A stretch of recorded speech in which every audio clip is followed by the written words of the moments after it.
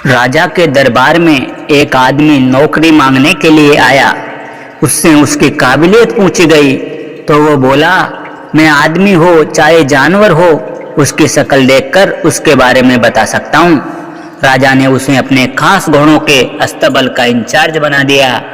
कुछ ही दिन बाद राजा ने उससे अपने सबसे महंगे और मनपसंद घोड़े के बारे में पूछा तो उसने कहा, नस्ली नहीं है।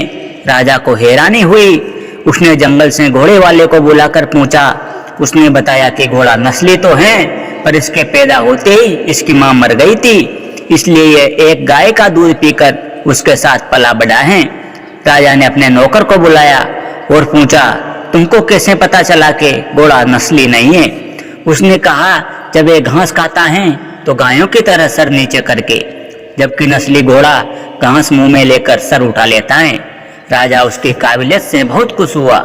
उसने नौकर के घर अनाज, घी, मुर्गे और ढेर सारी बकरियां बतौर इनाम भिजवा दिए और अब उसने रानी के महल में तैनात कर दिया।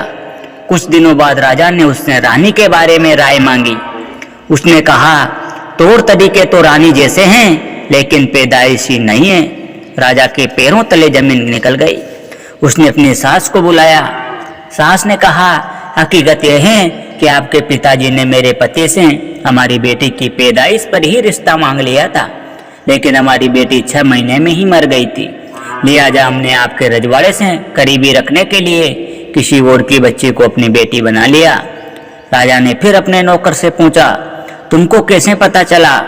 उसने कहा, रानी साहिबा का नौकरों के साथ सुलूक गवारों से भी बुरा है। एक खानदानी इंसान का दूसरों से व्यवहार करने का एक तरीका होता है जो रानी साहिबा में बिल्कुल नहीं है। राजा फिर उसकी पार की नजरों से खुश हुआ और फिर से बहुत सारा अनाज, भेड़, बकरियां बतौर इनाम दी। साथ ही उसने अपने दरबार में तैनात कर दिया। कुछ वक्त गुजरा।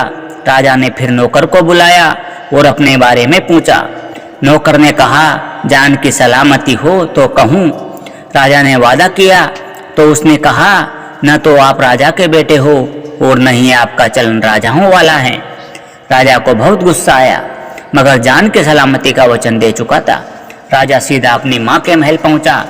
माँ ने कहा, ये सच है, तुम एक चरवाहे के बेटे हो।